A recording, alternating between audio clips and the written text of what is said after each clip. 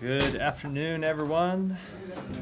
Happy Valentine's Day, especially happy Valentine's Day to those of you celebrating with us on a flight somewhere over the Atlantic tonight instead of with your significant others. Wish you peace and tranquility at home. With that, Matt, Sean, you want to go first? Sure. Happy Valentine's Day to you. Thank you. Thank you. Wanted to ask you about, to start off, on the talks in Cairo that took place recently that are in some form. I know there's a limit to probably what you're going to say about it, but do you have any assessment right now about how things stand? Is the U.S. still hopeful that there could be a deal for hostages and a pause in fighting? As has always been the case, I don't want to kind of give a day-by-day, step-by-step update or assessment on the talks or the status of them or where they might stand. But we continue to believe that it is possible to achieve a deal. We continue to believe it's in the national security interests of the United States to achieve a deal, and we believe it's in the interest of both Israel and, of course, the Palestinian people. So we will continue to work to try and achieve an agreement that would not just secure the release of hostages, but of course allow a pause that would enable the delivery of humanitarian assistance that would alleviate the suffering on the ground in Gaza. Sure. Not to jump around too quickly, but I was wondering if you could comment on today's developments in Lebanon. There's some strikes there from the Israeli side in particular. How dangerous is the situation in Lebanon? Do you have any reaction in particular to the use of force? We continue to be concerned about escalation in Lebanon. As you know, it has been one of our primary objectives from the outset of this conflict to see that it not be widened, to see that it not be escalated in any way. That continues to be a primary national security objective of ours that we will continue to pursue. And we continue to believe that there is a diplomatic path forward, and we will continue to push forward to try to resolve this issue diplomatically so both Israelis and Lebanese can return to their homes. Is there active diplomacy in Lebanon right now? There is active diplomacy. There's been active diplomacy on this question for some time. I'm, of course, never going to get into the underlying details of those diplomatic conversations, but we continue to pursue diplomatic resolution of this situation. And just one more before I yield to somebody else. I'm sure you saw, and I believe the National Security Advisor was asked about it, but I wanted to ask you the report from the Wall Street Journal on white phosphorus use in Lebanon. Is there anything you can say whether the State Department is actually looking into that? So as I said yesterday, we are reviewing reports of human rights violations and civilian harm incidents through the CHERT process that we set up last August. I'm not going to comment on the specifics of any one incident. We take these on a case-by-case measure and assess them to see whether, number one, civilian harm actually occurred, and two, to identify any appropriate policy responses if it has occurred to mitigate such, to reduce the risk of such incidents happening in the future. But we are going to make it as a kind of blanket policy not to confirm specific incidents that may be under review. Saeed, go ahead. Thank you. I want to ask you a couple of questions on Gaza, but first I wanted to ask you about what the Israelis did today, demolished a house for Fakhri Abu Diab. He's an activist against demolition to basically make room for a biblical theme park. You have any comment on that? We condemn the demolition of Fakhri Abu Diab's home. He is a community leader in East Jerusalem. We believe that demolition not only obviously damages his home and his family and the lives that they have built there, but the entire community who live in fear that their homes may be next. This has been their family home for generations. Part of the structure dates back to before 1967. He has been an outspoken community leader, including against demolitions, and now his family has been displaced. But I would also like to reiterate that the impact of these demolitions, this is obviously not the first, goes beyond just the impact on this individual family. These acts obstruct efforts to advance a durable and lasting peace and security that would benefit not just Palestinians but Israelis. They damage Israel's standing in the world, and they make it ultimately more difficult for us to accomplish all of the things we are trying to accomplish that would ultimately be in the interest of the Israeli people. And so we condemn them and will urge them, continue to urge that they not continue. Mm-hmm. Well, Silwan is really adjacent to my neighborhood, so I know the area. I know how many people have lost their homes, how many homes have been demolished. But the Israelis seem to have, a methodical plan going forward? I know that you condemn, but do you condemn saying or else, for instance? So- You must stop this, and they should not demolish anybody's home, not even for, as a form of collective punishment if someone has done something from the household. So we condemn them, and let me tell you what we are offering as an alternative. So the Secretary has made clear that after conversations with others in the region, that there is a path forward, an alternative path to the one that Israel has pursued to date, to provide lasting peace and security for Israel, and it would include the establishment of two states.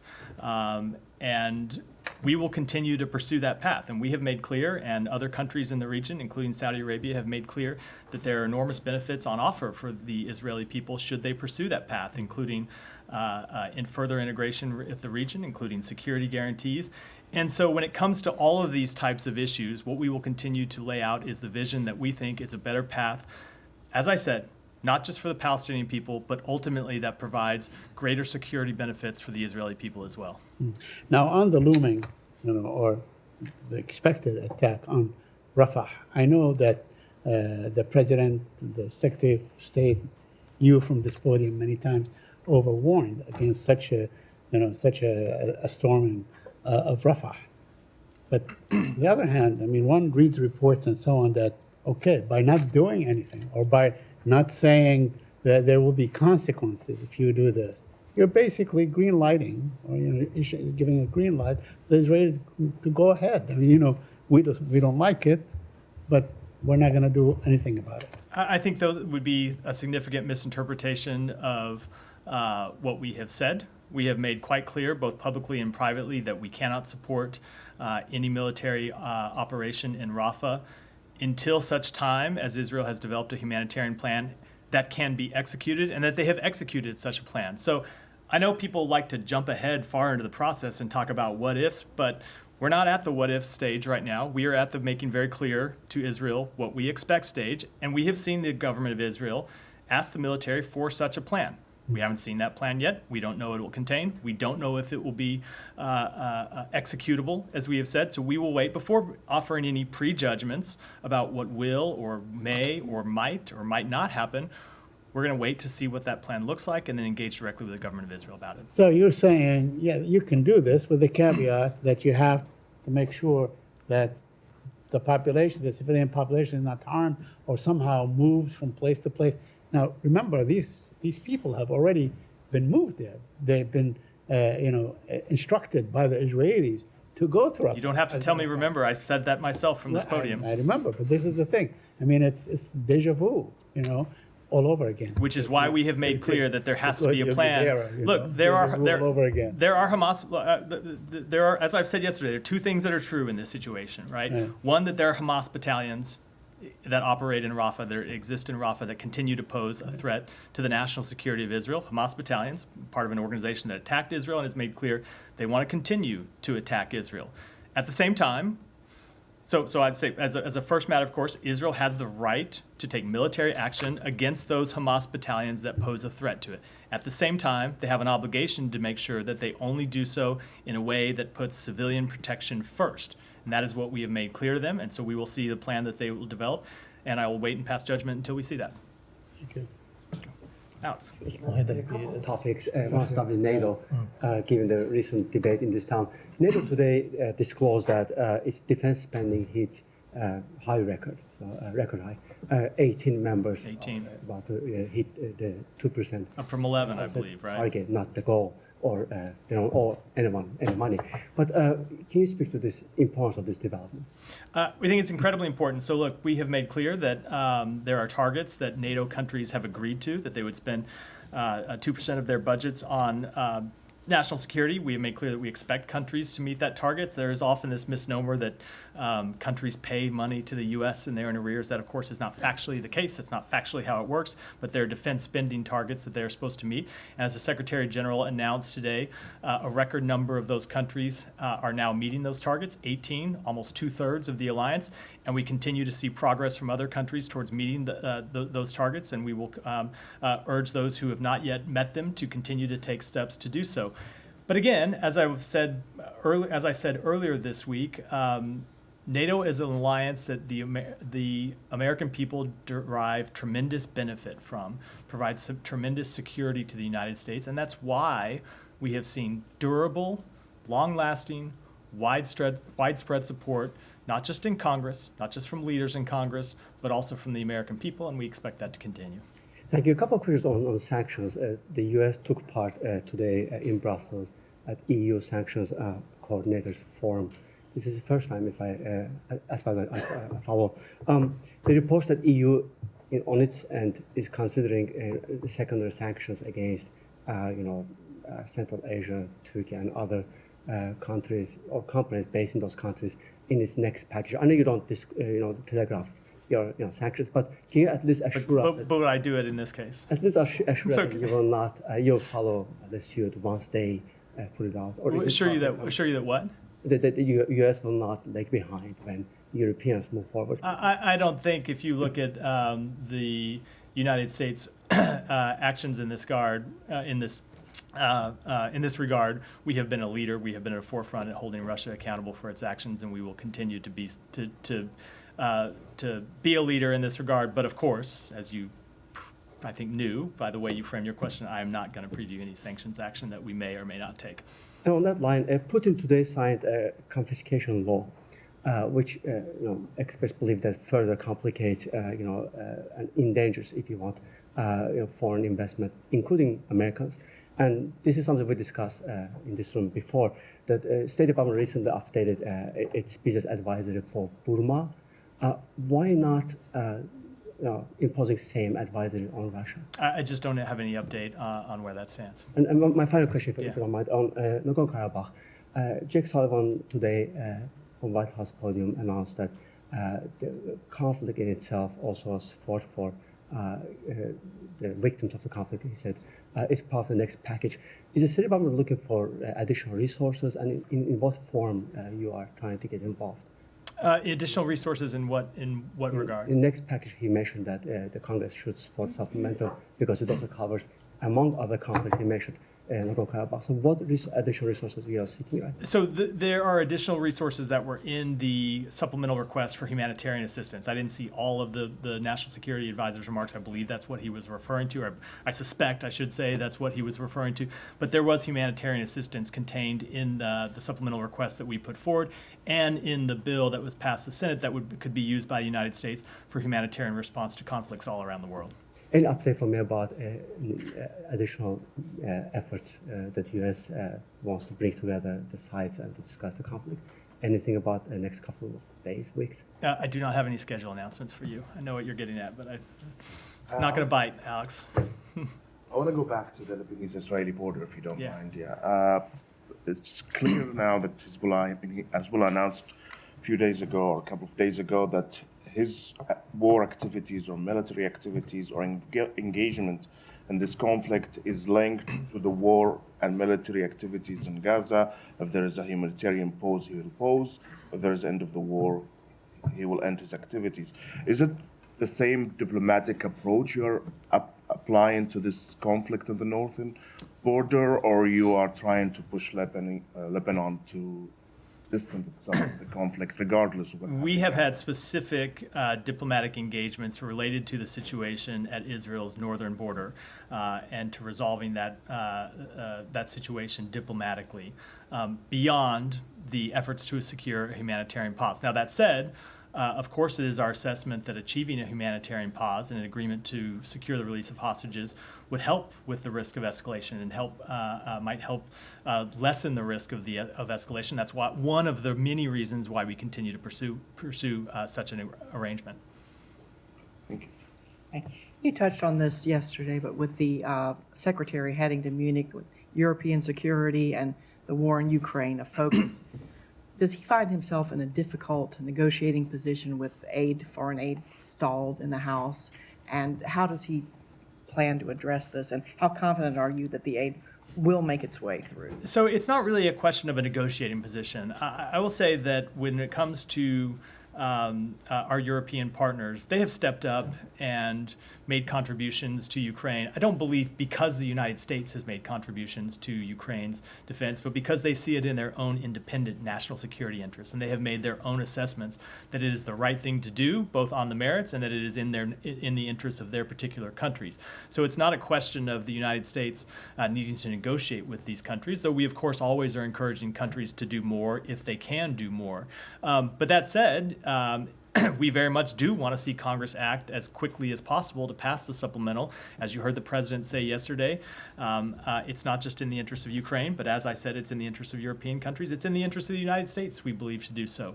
A lot of that money is spent here, helps develop the manufacturing base here in the United States.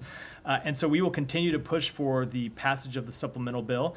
And ultimately, we think, as the president said, the world is watching. And certainly, I'm sure that when we are in Munich, we will hear directly from foreign leaders that they are watching very much what Congress does. We know the Ukrainian people are watching. And as the president said, history is watching as well. Go ahead. Yes, it's on Pakistan elections. Thank you. How is U.S. State Department tackling the pressure from some of the U.S. lawmakers who are asking the State Department not to accept the results of Pakistan election until and unless thoroughly allegations of rigging are investigated?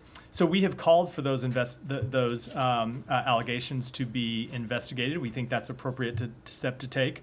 That is our response to questions of irregularities, not just in Pakistan, but when we see them anywhere in the world. We think that they're thoroughly investigated and resolved, and so that we will continue to call for that. But at the same time, it's clear that the elections in Pakistan were competitive, and we look forward to working with the government once it's formed that the people of Pakistan elected. Yeah, Sean, go ahead, and then I'll come back. Sure. Just on that, I mean, of course, as you've probably seen, that there's a coalition being formed in Pakistan that doesn't include Imran Khan's party. I know you're probably loath to talk about the details of Pakistani politics, but You've noticed. But I wanted to try anyway. To be fair, loath to talk about the internal details of politics in any country, but. Sure. But could I just ask you if the U.S. has an assessment on this, whether this is in keeping with democratic principles to have the largest winner being excluded from the emerging coalition? Look, that is ultimately an internal matter. You see this in a number of countries that have parliamentary systems of government where no country has, where no party has established a majority. You see the kind of coalitions that are formed. Ultimately, that's not a decision for the United States to make. It's a decision for Pakistan to make. Sure. I promised her I would come to her next, so. The Foreign Policy magazine. In fact, I was calling on her before Sean interrupted, so anyway. Sorry, and now I interrupted you, so I apologize for that. Go ahead. The Foreign Policy magazine published an investigative report last week which shows that a former drug trafficker, Mr. Bashir Nourzai, who was serving a lifetime prison here in the United States, but was later released to the Taliban in exchange for one U.S. citizen, now started to working closely with the China in the mineral contract and doing money laundering for Taliban. What's your reaction to Chinese for this kind of partnership with this former drug trafficker? I have not seen that report. Let me take it back and get you a comment on it. Now, go ahead. Happy Valentine's to you, man. Thank you. My next couple of questions are in the backdrop of former U.S. Ambassador Mr. Ryan Crocker, who I believe served with both the Republicans and Democrats, so very well-respected diplomat. Yesterday, while speaking to Voice of America, he said that the Biden administration policy towards Afghanistan is not good, and he said not much importance has been given to the country, plus the education part has been neglected by the government. In the backdrop of all this, I want to ask you, now when the PTI government is in a province which is right next to Afghanistan, is my assessment correct that in coming days we are going to see Taliban further increasing as far as their strength is concerned, or no? So I do not want to make any predictions based on about what may happen in the future, nor get into a question involving an internal political party in Pakistan. But with respect to our policy in Afghanistan, I think you heard me speak to this yesterday. We have been been quite clear about our policy as it regards to Pakistan, including through the adoption of a UN Security Council resolution just in December. And Go ahead. just You want one follow-up? Go ahead. please. There are quite a few citizens, U.S. citizens right now on social media who criticize the Pakistan serving military generals, army chiefs. They curse at them. I try to get a reaction from Global Engagement Center. What do you, as a State Department official, is it fair that the social media influencers just curse around at serving military? Does that not affect the government relationship with each other? I think if I started trying to comment on the random postings of citizens on social media, I would be up here for the rest of the day and probably the rest of the week. So I'm going to pass. Go ahead. Thanks, Matthew. House Intelligence Committee Chairman Mike Turner said that there's information that's been made to members of Congress regarding a serious national security threat. Is the State Department aware about this? And you're probably going to say no, but what do you know? What is the threat? So the National Security Advisor did just speak to this, and as he said, he has scheduled a meeting with Chairman Turner and other members of the House leadership, and it's not appropriate to speak to the matter any further from in a public setting, and so I will leave it at that for now. And following up on a question I asked yesterday regarding Auckland Sununi, who's a terrorist wanted by the United States, did Secretary Blinken bring up that case in his meeting yesterday with King Abdullah? I don't have any further readouts other than what we issued publicly. And then finally, the House CCP Select Committee issued a report stating that some U.S. venture capital firms invested $3 billion into critical tech companies in China, some with ties to PLA and involved in genocide. What's your reaction to that? And has the Biden administration taken actions in the past to curb investments going into China, and does more need to be done? I have not seen that report, so I do not want to comment on the details of the report. But of course, there are U.S. statutes that prohibit the U.S. companies from doing business with companies that are engaged in genocide. And in addition to that, on a separate note, I will say that the U.S. has opposed a number of investment restrictions as it relates to China. Geeta, go ahead. Thank you. Thank you. Matt, 2 natural gas pipelines blew up in Iran today, and the officials have called it as sabotage work. I was wondering if the Biden administration has any theory of its own on the cause of these explosions. I've seen the reports, and I just don't have any comment on them. When earlier, one of the proxy groups of Iran attacked Tower 22 in Jordan, which led to the killing of 3 American servicemen, the Biden administration said that they were going to retaliate. Is it safe to assume that the retaliation will only be military or otherwise? I don't want to speak to that. We have made clear that some of our responses would be seen and some would be unseen, and I think I'll leave it at that. Go ahead. Thank you very much. Russian Ambassador Antonov said last week that he held meetings with U.S. officials, including at the State Department, and that he discussed with them the crash of the cargo plane, the Russian plane with Ukrainian prisoners of war in the Belgorod region. And he said that U.S. officials showed interest in considering Russian proposals on investigating the incident.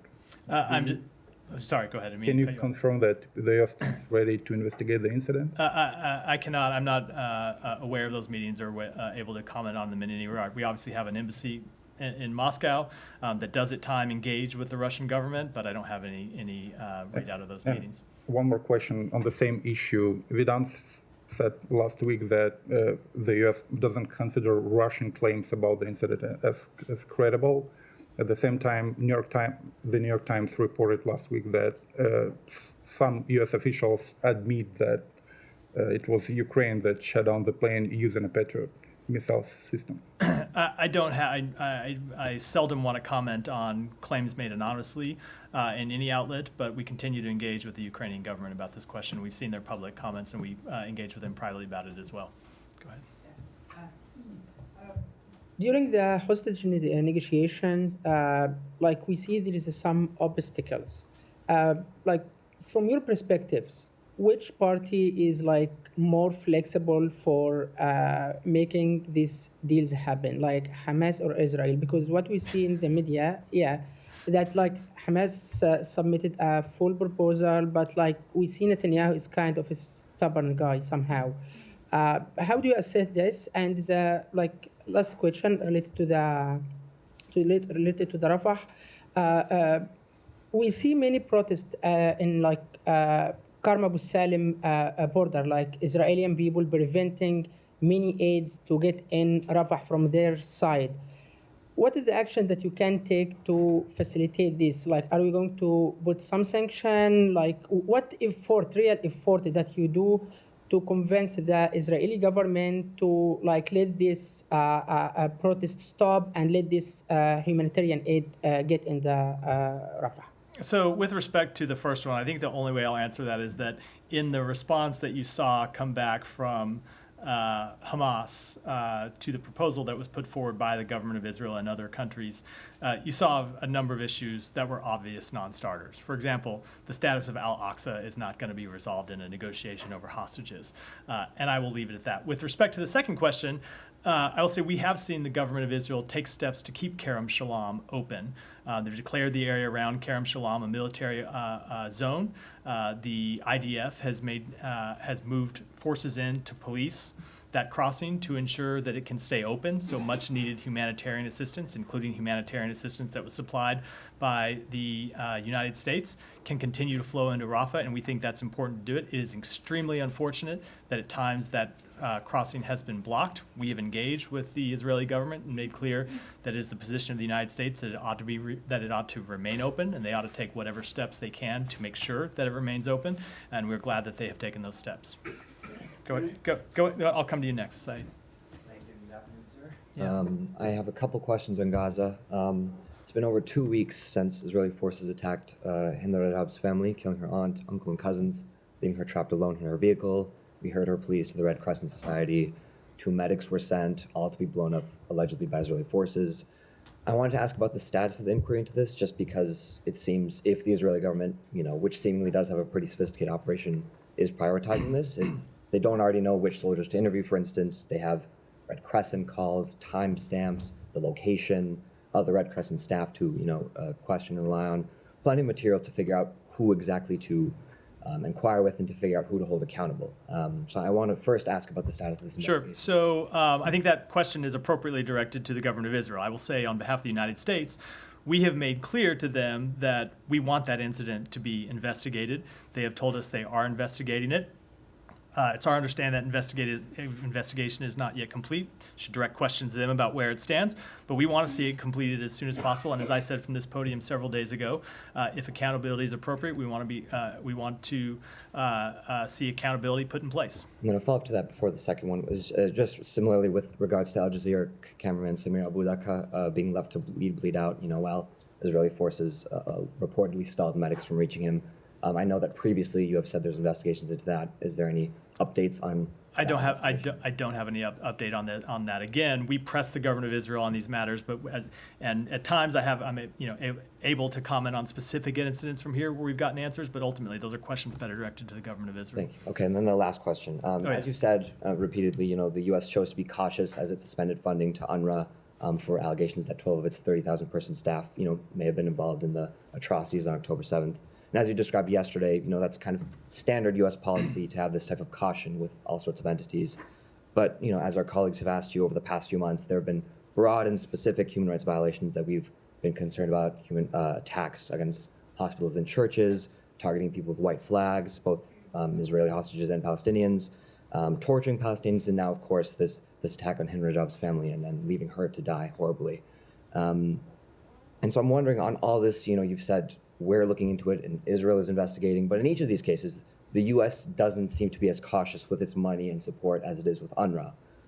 It's to the point that the ICJ and the U.S. court both say Israel may be plausibly committing genocide. still U.S. money is coming, while the U.S. shut off UNRWA funding immediately. So I'm just wondering if you could explain that sort of difference. Let me say there is, I think, a false equivalency embedded in that question between members of a terrorist organization who went out and intentionally killed innocent civilians. Right, That is the difference. When you have members of Hamas who participated in October 7th, according to the allegations made by the government of Israel, that I should say UNRWA itself found credible. Those are allegations that UNRWA found credible of people intentionally participating in a terrorist action to murder civilians. That is different than a military campaign conducted in an environment where that terrorist organization hides behind human shields. And so we will continue to engage with the government of Israel about how to minimize civilian casualties. There have been far too many over the course of this campaign, and how to prevent civilians from being killed. But I think they are very different matters for the reasons I just articulated. Just a follow-up, Let me, Saeed, go ahead. I'm gonna have to wrap in a minute to go to a meeting. So, Secretary Anthony Blinken yesterday spoke about hostile diplomacy and as an international security threat and so on. I want to ask you, the Israelis have arrested roughly 5,000 Palestinians from the West Bank, not in Gaza, from the West Bank. Almost none of them have been charged with anything since October, and no charges. What do you call this? I mean, they come in the middle of the night, they take young men and women and so on. Many are children, as a matter of fact, 12, 13, 14 years old and so on. Isn't this really something that a government in this case, leveraging the taking of people, incarcerating them without any charges, or maybe a future kind of a bargaining? So I'll say two things about that. Number one, that we want to see due process for those individuals, as we want to see for anyone. And number two, we will continue to encourage Israel not to take any steps that can increase tensions in the West Bank. Let me go to Ksenia, and then I'll come back to you. Then I got to wrap because I do have a meeting. Sorry to quick wrap today. Go ahead, Ksenia. So we say in this room that the words of the United States matter. But despite this, Prime Minister of Kosovo, Albin Kurti, has not been responding to the words, as you're aware, of the United States to suspend his decisions, unilateral decisions, immediately. You had even James O'Brien going on the record yesterday, sending a message to Kosovo, this is happening. So besides the words, what other tools do you intend to use next to compel Kurti to stop with his unilateral actions, given that at the end of the day, this is a question that concerns the U.S. taxpayer? So I'll say that we will continue to engage in diplomacy to resolve this matter, and we want both sides to return to the EU facilitated dialogue. And beyond that, I don't want to preview any specific steps from here. And can you just say about Sean? I'm going to only because I have to wrap. And I said Sean, I'd go Albania is tomorrow. What's that? Albania is tomorrow. I just want to ask, if Secretary Blinken in Albania is going to talk to Prime Minister Edi Rama about Kosovo issues. So let me just say, to compel him to reason with her. Whatever the Secretary is going to say to the Prime Minister, I think I'll wait and let him say it privately to them. He does have a press conference in Albania afterwards, where he'll talk about that meeting. So please tune into that. Sean, go ahead, and then I do. Follow up on a statement that you had earlier in the elections in Indonesia. Yeah. I know it's quite general. I know in line with what we said about Pakistan, you're not getting ahead of who is taking power. But Subianto has claimed victory in this. Of course, as you know, until recently, he was barred from entering the United States on human rights grounds. I mean, that's been resolved since. But do you think that there's any lingering issue on human rights regarding Subianto presidency? So you're right. We did say we would wait for the results to come in. It does appear that he's received the most votes, but I don't want to get ahead of the process. That still needs to unfold, the official process in Indonesia. We are committed to the comprehensive strategic partnership with Indonesia that we have had, and of course our 75-year diplomatic relationship with Indonesia, and we are prepared to work with whoever the Indonesian people choose as their democratically elected leader, whether it's Subianto or as it appears to be President Subianto. Just very quickly, Yeah. The other statement that you had on the call with the Algerian foreign minister, do you know if there was discussion about the Security Council resolution that the Algerians are putting forward about a ceasefire? Did the secretary say it's not a good idea, or some other message? I don't want to get into the private conversation other than what we already included in the readout. With that, sorry for the quick wrap, but I do have to go, so we'll wrap for today. Thanks, everyone.